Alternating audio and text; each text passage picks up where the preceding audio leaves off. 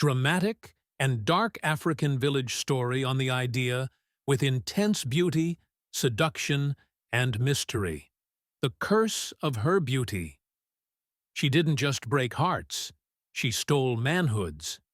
In the quiet village of Oguta, where drums sang at dusk and elders told stories under moonlight, a new woman arrived.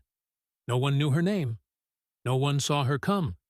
She just was there. Tall, slim, a body like sculpture, eyes like midnight, and skin smooth as river stone. The men forgot their wives. The young boys lost their senses. Even the chief's son, who was preparing for marriage, fell to his knees when she walked past. They called her Adaku the Divine. But soon, whispers turned into screams. Strange happenings. Begin. The first man to spend a night with her woke up screaming not in pain, but in emptiness. He couldn't explain it. He just sat in the compound, staring at his lap, silent, broken. They said he lost his manhood, not cut off, not injured, just gone. One by one it happened again. The butcher, the palm wine tapper, even Pastor Amaka, who quoted scriptures while sweating under her gaze, wasn't spared.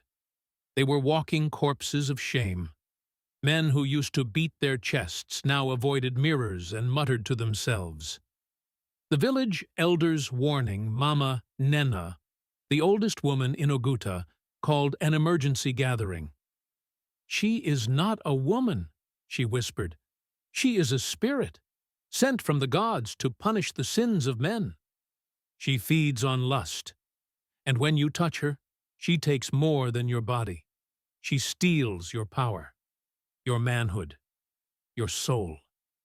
The men laughed until Chief Obadiah himself collapsed after visiting her hut. That was the last straw. The burning night. A group of boys, led by the broken-hearted husbands and jealous wives, stormed her compound with fire. But her house was empty. No footprints, no scent, only a wrapper on the ground red, with a single snake carved in gold thread, and a note.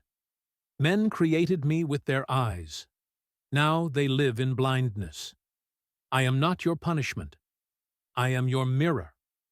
The aftermath, since then, no man in Oguta speaks of beauty with pride.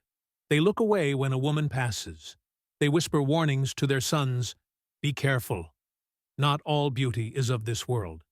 Some smiles come to take, not give." Remember Adaku. Weeks later.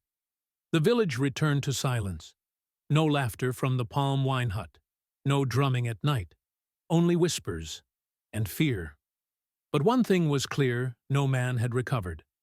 They still walked, ate, talked. But something inside them was missing. They were shadows of themselves.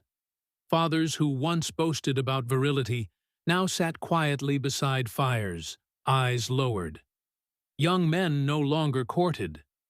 Even the most arrogant suitor in the village, Obinna the wrestler, cried in his mother's lap.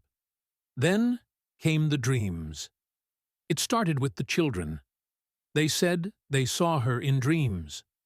"She had no shadow," one child said. "She danced on water," said another. "She calls the men in whispers, but not with her mouth." 3 brothers, bold and desperate, decided to track her down. They didn't believe she was gone. They went deep into the forest, past the river where no fire burns, and found a hut made of bones and red cloths fluttering like spirits in the breeze. Inside, they saw her, alive, smiling. She welcomed them, fed them, danced with them. He came back naked, hair white, tongue-tied. He had to write what he saw. And the note said, "She is not one. She is many. She is every woman you looked at with lust, every girl you touched without love.